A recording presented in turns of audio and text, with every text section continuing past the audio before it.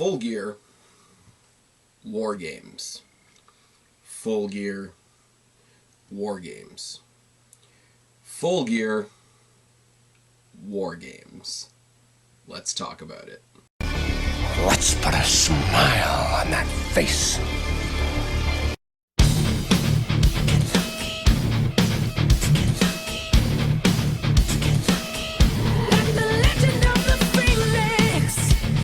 Ask me what I think about the Jordan Miles situation. I fucking dare you. What's going on, everybody? It's your buddy, it's your pal, Spaz Phoenix, the YWC Reality Check, here with your NXT review for October 30th, one day before Halloween 2019. And oh my god, are we on our way to War Games? Let's talk about this. I've said, and I've said it all week long, what has happened since the Wednesday Night War started. What do you think of NXT? I might be in the minority here. I know it's a very odd opinion for me to have because I got to stream it because we don't have it up here in Canada. Rah. The Americans get it first and everybody else has to wait. That's fine. And streaming is weird and American advertisements are really weird. But I will say being on USA has made NXT step its game up. And when NXT was already the best thing going in WWE, that's a hell of a statement. That is not a dig at AEW as much as I have fun. But in one night, they've sold me on War Games. Now, I know there's been a lot of rumors and whatever about what they're going to do with the pay-per-view schedule of NXT now that it's a proper television show and all that, and they may not necessarily be attached to the pay-per-views. I heard WrestleMania and Royal Rumble next year are going to have a Worlds Collide show the night before instead of a takeover, and the takeovers are going to be elsewhere in the year. I really don't know.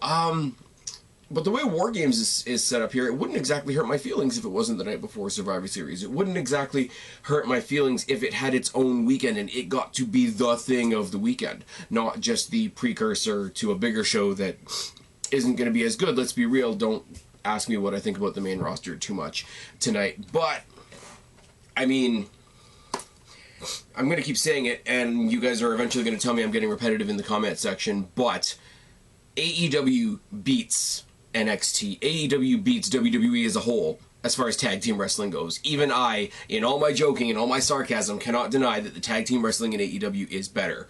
Conversely, their women's division can't touch NXT. Their presentation of the women's division, who they've got, what they've done with them.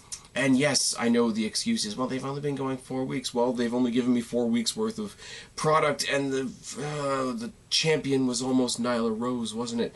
Anyways, if you get through this video, and I know a lot of people don't even stay till the end of the video because you probably get sick of my voice. I get it. It's okay. I know how to read analytics. It's fine. But if you get to the end of this video and you don't agree with me, I really, genuinely, without sarcasm, would love to know down in the box below what your reasoning is. I'm not going to say that you're wrong because you don't agree with me. I'm not, name any other person in the YWC realistically. But I really do, of the entire Wednesday Night War scenario, and yes, my leaning is towards NXT because I am loyal to NXT. I am loyal to WWE as a whole, even though that's the Titanic that's going to drag me down. But if you want to tell me, specifically related to the women's division, how AEW is better than NXT, I would love to have a genuine conversation about that with somebody who believes that. Because I genuinely cannot fabricate where that opinion would come from. So put it down in the box below. You guys know me. I was about to say the DMs are always open. That's not how YouTube works. The chat is always open. The comment section is always open. Subscribe up there, talk down there. It's in my spiel. But we started off with Poppy. Now, it's not exactly my choice in music, but I mean a live performance that was only vaguely teased on WWE.com and Twitter, so if you don't follow either of those, then it was a nice little surprise. It was a nice way to kick off the show. It sort of narrated the, previously on NXT footage that we got showing everything that happened last week, and then it transitioned into also being a entrance music for Io Shirai, because Io Shirai, Candice LeRae have reinvigorated their feud as our opening match tonight.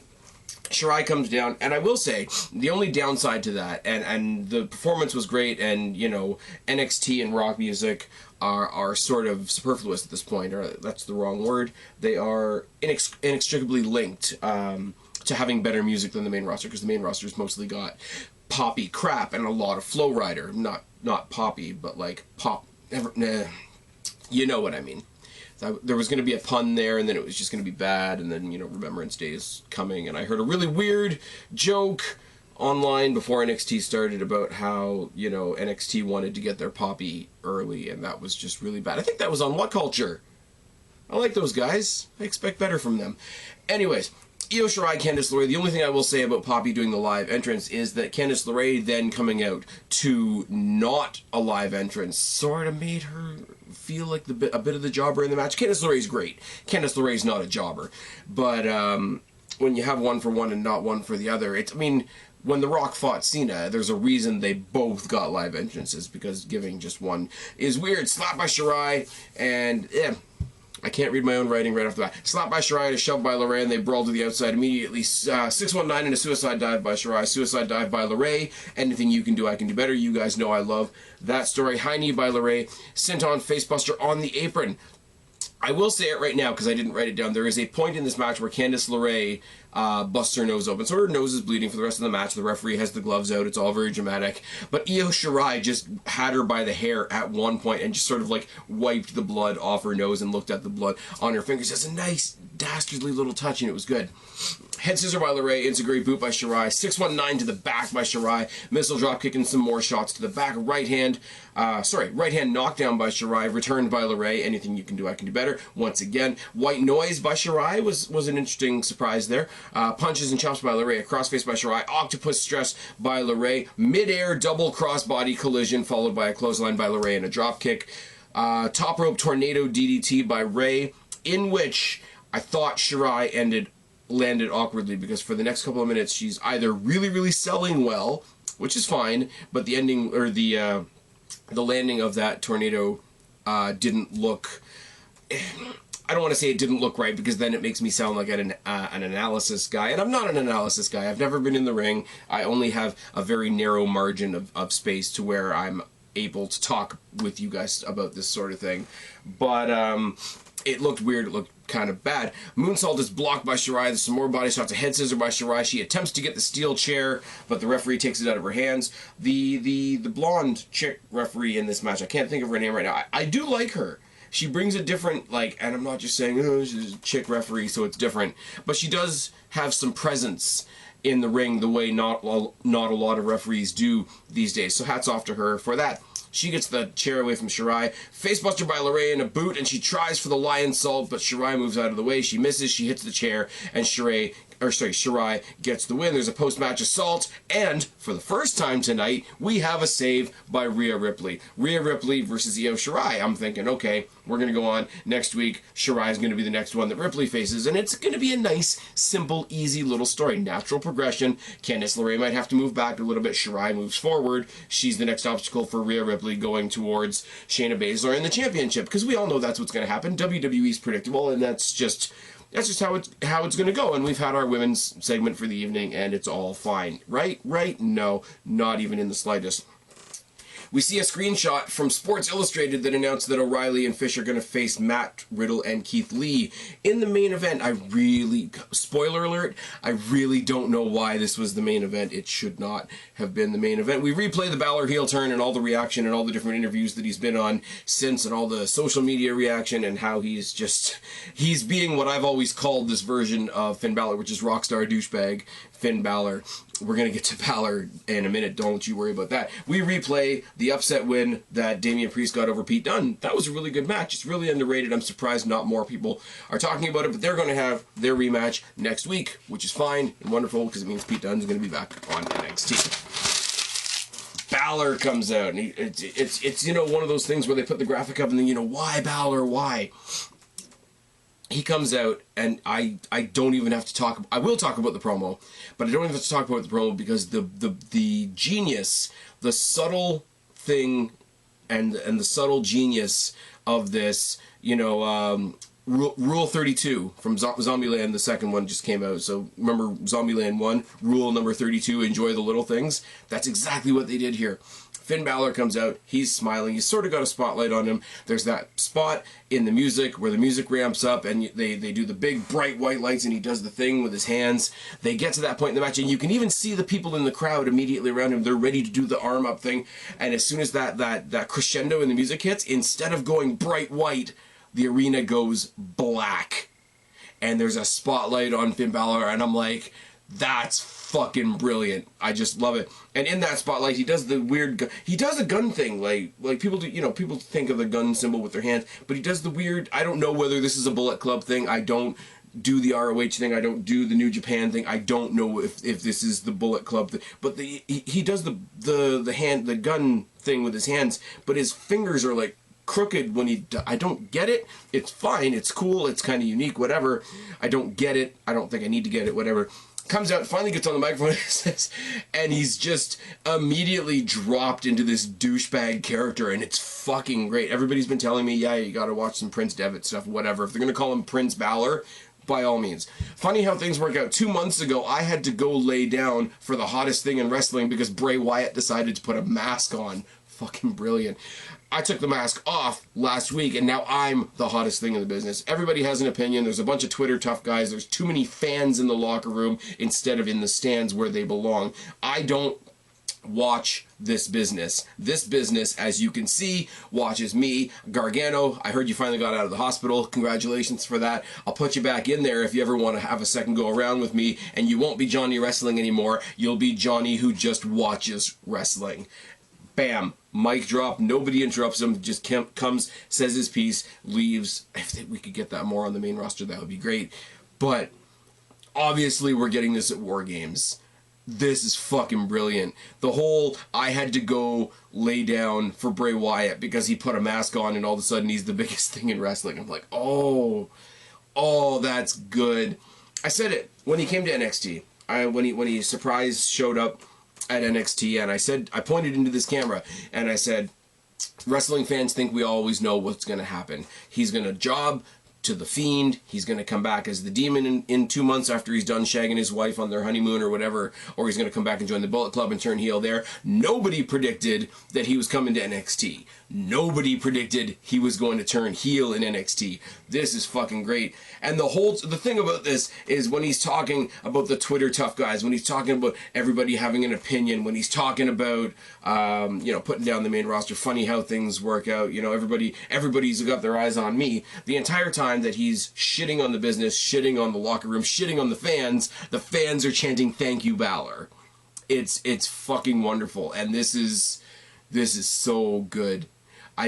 I know I'm not doing my typical video like this is what happened and this is what happened and then this is what happened, because I put a genuine smile on my face when I watch NXT, and this puts a smile on my face, and this versus Gargano is going to be good, added on to what else we're getting later on in the night. But for War Games, I mean, and this is just fucking, I don't have any other word for it, but this is just good. This is good shit. I can't even do the Vince McMahon, that's just good shit, pal, because it actually is good shit. We see a highlight package on the Kabuki Warriors because they're returning to NXT for the first time since the last time type thing. They're going to be defending their titles against Team Kick, Dakota Kai, and Tegan Knox. I always fuck up one of their names. We see a video package on Tyler Bate.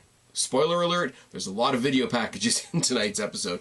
Shane Thorne versus Bronson Reed, which I thought was just going to be a filler match, and ended up being really, really fun. Shane Thorne is still missing something. Bronson Reed, when they did the breakout tournament and the wrong guy won, in my opinion, Bronson Reed made a really good showing of himself. But, you got the two guys from Australia. Dropkick by Thorne twice to start the match in a corner clothesline. Clothesline by Reed, a senton, and they both trade some chops. And when I say they trade some chops, they stood in the center of that fucking ring and traded chops for what felt like 2 minutes. It was great. And it was just like, you saw because Bronson Reed obviously has the thicker exterior, because Shane Thorne is the smaller guy, you see he's the one whose knee starts to buckle first. He's the one that starts to curl away from the chop, while Beth Phoenix, to her credit on commentary, is telling you each and everything that a knife edge chop does to your chest. It was a couple of seconds within a match that probably most people see as throwaway, but it was fucking great. Uppercut by Thorne, a spin kick and a side suplex, a series of kicks by Thorne, a jab by Reed, and another suplex. Inverted tombstone by Reed was nice. Enziguri by Thorne, top rope toss by Reed, and a big fucking splash. Like, Reed is on the top turnbuckle. Shane Thorne goes to try to suplex him off, typical suplex. Oh, look at how strong I am. I can lift this much bigger guy. But in midair, they're both standing on the top turnbuckle, and Bronson Reed just shoves him off into about the middle of the ring. And then, because he is that big and he doesn't have to be that fancy, huge fucking splash. Bronson Reed gets the win. Makes me feel good. This guy, I said it on Twitter, I'll say it again here. Bronson Reed, I don't know what he's going to be when he hits his stride in NXT, but he's going to be something, and it's going to be special. Now, that's not to take anything away from Shane Thorne. Shane Thorne is impressive as fuck. There's something missing from him. I know I say that about a lot of guys. I say that about mostly the Forgotten Sons, realistically, and it's the same thing here. I want to cheer for this guy because he's really good, and he came in as a tag team and then his partner left, so that's whatever.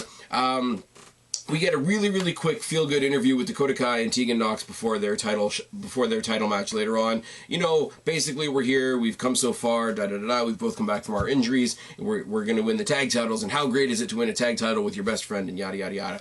We get another video package, and this one's on Mia Yim, so it didn't hurt my feelings at all, but it's nothing we haven't already seen if you're watching week to week. Mia Yim is awesome. She feeds into, once again, the women's division on NXT that is really vast and doesn't have Nyla Rose on it and isn't AEW. Moving on, Dakota Kai and Tegan Nox versus Asuka and Kairi Sane for the WWE Women's Tag Team Championships. Huge welcome back chants from the Full Sail crowd for Asuka and Kairi Sane. Asuka and Nox start the match. Now, you go in here and you got a team of people who have just come back from leg injuries. One of them is coming back from a second major leg injury. What do you think the story of the match is going to be? Oh yes. Asuka and Nox start the match, collar and elbow tie, but a headlock by Asuka, body shots by Asuka, chops by Sane, and Nox returns those shots. Sane stomps on the foot and takes her down by the hair, dropkick by Nox. All four women brawl on the outside, and Kai eats the steps really hard as we go to commercial break. Now, the one thing I will say, and I mean, we never had the picture-in-picture thing up here. I know they experimented with the picture-in-picture thing in the States when you were watching SmackDown, I believe. It's weird. It's sort of distracting because you're seeing it really small and there's no sound to back it up, which means there's no commentary to back it up. They can't decide, unless there's just something wrong with my stream, they can't decide whether they want to cut to commercial break or cut to picture-in-picture, because they did both a lot tonight. And it shows, and it's a bit distracting, and when it actually cuts to break, I'm going to tell you that it cut to break because it means there's a bit of the match that I didn't see. Sorry, don't watch the video while I'm talking, because I just keep scratching my nose, because my nose is itchy as hell. Double team by Kai and Nox, rolling arm drags by Kai, dragon screw in the ropes by Asuka, hip attack who hits a hip attack off the apron. I was writing faster than I can talk. That's the problem there. Asuka stands on her neck, kicking her and kitchen sinking her in the midsection. Leg lock by Asuka. It turns into an ankle lock, turns into a boot. And now from here, for the next 5 minutes, this is the systematic destruction of Dakota Kai. And it made me sad because I like Dakota Kai. But Asuka works the leg in the bottom ropes, mudhole stomp by Sane, sliding D by Sane, Brock lock and an anchor lock. She didn't go for the full anchor lock. She sort of put it in a way that was more flat. She didn't quite bridge it, but it was there. The Brock lock, or I think it's called the stretch muffler in other circles, is terrible because you are literally having your own weight used against you. So the psychology of that is wonderful. Asuka works the leg in the second rope because we already did the first rope, and we're telling a story here. Forearms by Kai, snapmare by Sane, and a figure four headlock followed by an axe kick. Double knee jam by Sane and Asuka, just grabbed both of her kneecaps and just drove them right into the ground. Dirty, dirty move, followed by an axe kick. Single leg crab by Asuka as we go to commercial break. Everything, the knee jams, the kicks, the ankle locks, the knee locks, everything working on the legs. And Dakota Kai is such a good babyface in peril. It's ridiculous. Hair takedown by Asuka and a sideways ankle. She's sort of like, she bent her leg sideways like you would do for the figure four, but she wasn't doing anything with the other leg. She had her by the ankle and the knee and just was twisting at it, and it was very ugly looking, and it didn't look like it felt very good at all. Kai tosses Saint out. Scorpion kick by Kai. That inverted scorpion kick that she does. I don't know how you do that. I don't know how you work out the coordination of that. I also don't know why I'm bobbing my head while I try to explain things to you. It's that kind of night. Hot tag to Tegan Nox, who comes in with a chokeslam and back elbows and enziguris for everybody. Top rope crossbody by Nox, knee bar by Asuka on her. Cross armbreaker by Nox. You're going to kill our legs, we're going to kill your arms, I guess is the story there. And then she's a German on Asuka. Super kick by Nox, forearms by Kai. Haluva kick. Haluva kick is also great, but what did you think was going to happen? Green mist by Asuka, insane elbow to the back of Dakota Kai by Kairi Sane, and the Kabuki Warriors get the win. Guys, I know I say this a lot, especially when a match is really good, or especially when I'm talking about a main event. What I have tried to describe to you in the story that I've tried to tell you in that match does not do that match justice. If you're watching this video for some reason and you haven't actually watched NXT, which, thank you, but I don't understand. Definitely go watch the show and come see what I think about it afterwards. If you don't watch any other match tonight, and when I say tonight, I mean on any show that you watch tonight, go back and watch this, because it was good. So now, Kabuki Warriors, fuck off. Like, they've done their work for the evening. They've got their win. They had their homecoming. They established their dominance. They fucked off. Dakota Kai is down. She's blinded. She's got the mist, whatever. Tegan Nox is trying to tend to her. The MMA horsewomen come out, and it's one of those holy fuck situations because there's two of them, but one of them's blind and on the ground. So you're going to have a 1-on-3 situation. 1-on-3, beat down on Tegan Nox. They toss Dakota Kai out of the ring while she's trying to clear her eyes and whatever, and they're about to do the Baszler stomp where they stand up the arm and stomp on the elbow, but there's a save by Ripley, or she tries to save them. She causes a distraction to the horsewoman on the rampway, but she can't even make it all the way down the rampway because she's attacked by not only Io Shirai from earlier tonight, but also Bianca Belair for reasons. Now Io Shirai's out there attacking Rhea Ripley, so she's attacked by Candice LeRae as well, and who tries to even the odds. By the end of it, you've got all three horsewomen plus Belair plus Io Shirai. On the other side of the coin, you've got Team Kick, Tegan Nox, Dakota Kai, along with Candice LeRae and Rhea Ripley. Now, before anybody could say anything, everybody was brawling. There was a quick stare down between between Ripley and Baszler, which is the match everybody wants to see, but that was short-lived before everybody. There's 9 women involved in this. Think about that. That's not even including the Kabuki Warriors that just left, Mia Yim, who we just saw a video package on, other more minor characters like Vanessa Bourne, Aaliyah, etc. This is why I say this women's division is so great. But the 9-woman brawl finally gets pulled apart. William Regal comes out on his huge fucking like podium balcony thing that he's been making his announcements from because he's fucking British male Rapunzel for some reason. And he just says, there's only one way to solve this. One word. War games. And he just fucks off. Now, this did my head in a little bit, I'm not going to lie, because the heels have 5. And the baby faces have 4, so they're going to get somebody's going to be out of that, or somebody else is going to be brought in who's not already in the fray. We're going to figure that out later on, because they didn't actually announce the match. They didn't actually announce the teams or anything. We just found out that we're going to get a women's War Games match, which is great. On the heels of, now I can speak, I swear. This review is going up Thursday night after Crown Jewel has already aired. This time, tomorrow, while you're watching me talk right now, Crown Jewel is already under our belt, whether you watched it, whether you didn't, what happened, what didn't happen. But this tonight, Wednesday, as I'm recording this, came on the heels of Natalya versus Lacey Evans being announced for Crown Jewel, which is fucking mind-blowing. And yes, I know everybody has their opinions of the Saudi Arabia show. I'm not going to try and change your mind, I promise you. I know most people have opinions also of the Lacey Evans-Natalya feud that's gone on forever and ever and ever, and nobody really cares. Also, not going to try and convince you there, but neither one of those are really the point. The historical nature of the fact that they actually did what they tried to do last time and actually got a women's match on the card is phenomenal. This is not me throwing my hat in the ring for Natalya or for Lacey Evans or even for WWE or for the Saudi Arabia shows, but that little bit of it is nice. That little bit of it, along with whatever they do with Mansoor, are really going to be like the feel-good moments of what is pretty much not a feel-good show. But on the heels of that, we're also getting the first women's War Games match. They're doing it in NXT. I kind of wish that they were involving the Kabuki Warriors in this. I really do, because them on one team, or if they were going to do 3 teams like they did the first year, or something like that.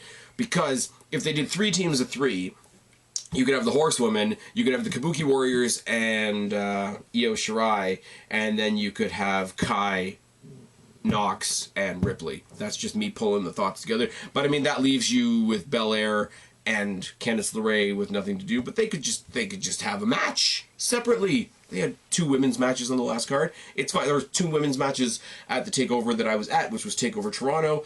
I mean, it's all good. There's so much. I'm tripping over my words.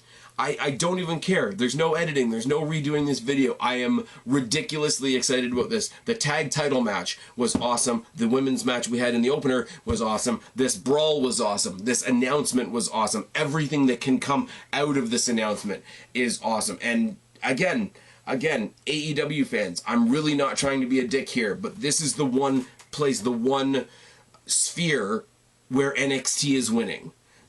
Main event versus main event, meh. Mid-card versus mid-card, meh. Tag team wrestling, AEW has them beat by a yard. I'll give it to them. I'll gladly give it to them, because ultimately I'm watching both shows. But they're just winning. They're just winning with this. There is absolutely no reason why all of this shouldn't have been the main event. I've said it for a while now. NXT, the show, even when it was the 1-hour show on the network, they had a bad habit of putting what should have been the main event in either the first or the second segment. And they did it here. I know they're trying to tell some other stories as well. I get it. But this should have been the main event. This is where you're winning. Like I said, this should have been the main event. This should have been, because this show carried over for an extra 15 minutes, this should have been your carryover. This should have been the thing that in that extra 15 minutes that you could steal away from AEW could have gotten everybody's attention. I think it's a huge, even though I'm giving them all this praise, even though I'm heaping all this ridiculous praise on them for this segment and how it went and everything that it's leading to, I really do think they missed a trick not having this be the main event. And that's such a small criticism, but it's awesome, and it could have been just this much more awesome. There's nothing else I can say about it except what we're going to talk about later on. Tyler Bate versus Cameron Grimes. It's not a Shane Thorne thing, and it's not a Forgotten Sons thing. I genuinely don't like or care about Cameron Grimes. That's fine. Other people do. Other people seem to think he's great. All those other people seem to think and know about him from other places, which is great. Also, he's in the ring with Tyler Bate, who I really do like, and who I really would like to see in a more prominent spot. He was the first ever United Kingdom champion, after all. He was 19 when he won that, if Mauro Ranallo didn't tell you that 100 times. Collar and elbow tie-up, and each guy works the other guy's arm. Collar and elbow tie-up again, a takedown and an armbar by Grimes. Some chain wrestling by Bate, because that's what he does. Arm drag, wrist lock, arm drag by Bate. Head scissor by Grimes. Drop kick by Bate, and a big spin, because that's what he does. Drop kick by Bate, a tornado side slam by Grimes, and we go to the commercial break because we didn't do the picture-in-picture this time. Top rope shoulder tackle by Bate, bridging suplex by Grimes, sliding knees to the rib cage by Grimes were decent. I'll give him that. Overhead wrist lock, high knee by Bate, uppercuts and exploder suplexes. The running star press by Bate is another one of those things that's just awesome. It's in the same category for me as Johnny Gargano's slingshot spear at this point. Uppercuts, exploder suplexes, running star press by Bate. Hurricane Rana driver was awesome. Didn't expect that one. Both men trade some punches. There's a collision course by Grimes, a rebound lariat by Bate, a rolling kick and a suicide dive. But Killian Dane, a wild Killian Dane appeared at ringside, caused the distraction. Stomp by Grimes. Grimes gets the win, which I really don't like because Tyler Bate is a thing. Dane comes in after the match because Bate is still down. He's selling the big double stomp, and he gets the senton by Dane, who then throws him out of the ring, cannonballs him against the steel steps, and says, take that message to your buddy Pete Dunne. Because Pete Dunne last week very simply in an interview said, I do not care about Killian Dane. We got a video package on Angel Garza and his family's history and his uncles and grandfathers and fathers and all that sort of thing. A bunch of them were in WCW, apparently, because I pay attention. I'm sorry, I really... At this point, I've said this before, too. NXT, great with the video packages. Sometimes they lean on them a bit too much. I was a little bit video packaged out at this point. So the Angel Garza thing, good for him. They're acknowledging him. They're acknowledging his talent. They're acknowledging where he came from, his family lineage, his family's history in the business. I got a huge amount of respect for all of that. I was a little bit zoned out on it at this point because I was still, even 2 matches later, still coming down from all the stuff with the ladies from earlier. That's just me being honest. The video package, there's nothing wrong with it. I get it. I got nothing against Angel Garza. He's fun. But I did zone out a little bit on that. We got back up to that little balcony announcement place thing where Regal was earlier, and I think it was Kathy Kelly.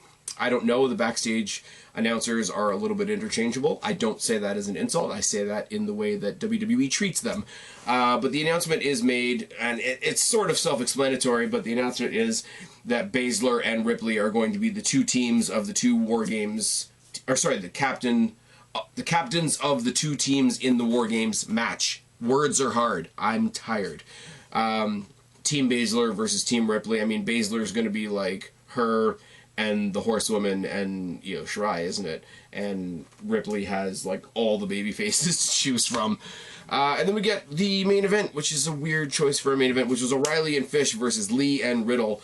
O'Reilly and Fish, the first half of this match is just the current tag team champions, by the way, getting manhandled by Lee and Riddle, and it ends as we go to commercial break with a spear and a jackhammer from Riddle. 1-punch knockdown by Lee. Fish and Riddle trade some kicks, rolling gut wrench suplexes by Riddle. Back elbow by Fish. Body shots and a senton, choke and a body scissor. 1-arm powerbomb by Lee.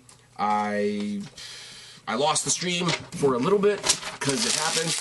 Knee strikes by Riddle on both guys. Exploder suplexes on both guys. Brotons on both guys. A deadlift suplex by Riddle. And Strong and Cole show up on the outside, causing the distraction. For a little while, Lee and Riddle hold their own for a bit more in a 2-on-4 scenario. Moonsault onto all 4 of them by Riddle. Lee pounces Cole into Strong, which was hilarious. But all the distraction on the outside leads to a high-low by Fish and O'Reilly, and Era get the win. Now, I blasted through that because it's your tag team champions against a put-together team for the night, and it's sort of, because this was the theme of the night, I don't mind it, but it was sort of predictable at this point. Is like, this match didn't matter. It was what the match got us to. And that was, once again, post-match beatdown. 4-on-2. Ciampa comes down with the crutch. He's got a stare down with Cole. The 3 of them chase away all of the Undisputed Era, except Kyle O'Reilly. They beat the hell out of Kyle O'Reilly. 3 baby faces on 1 heel. Throw O'Reilly out of the ring onto the rest of the Undisputed Era. And then Ciampa, I gotta give it to Ciampa, the way he sells. Don't laugh. It's fine. I'm just trying to explain what I mean here. The way Ciampa sells his relationship with that championship belt. He sees the belt sitting in the corner. He sort of puts the crutch down, and he gets almost this reverent look on his face, and he kneels in the direction of the belt, and he almost touches it. And then he grabs the microphone and says, Goldie, you're going to have to wait. Daddy's going to war. So there's your title match for War Games. Now, next week, we got Priest versus Dunn 2, which will be awesome. I think there's going to be some Killian Dane interference, and I think it's eventually going to lead to Priest and Dane versus Bate and Dunn, which doesn't hurt my feelings at all. Save that for War Games. I'm starting to lose my voice, can you tell? And we'll start to get the announcements of who's on Team Baszler and who's on Team Ripley. So, when I started this video saying, you know, full gear War Games, full gear War Games, and I was being a bit of a dick, I got, for full gear, the two matches that I can think of off the top of my head are Jericho versus Cody and Moxley versus Omega. Yeah, we're actually going to get that match this time around. It's not going to be interrupted by Neville. Yes, I know Moxley was injured and he was dealing with stuff. I get it. It was a joke. Get over it. But that is going up against Ciampa versus Cole, New Heel Balor versus Gargano, and Team Baszler versus Team Ripley in the first ever women's War Games match. And I know they're not happening the same weekend. I'm just drawing comparisons. It's not a Saturday night war, is it? This is ridiculously exciting. And the thing is, every time I come up here and talk to you guys, and I can tell you this, you know, hand on heart.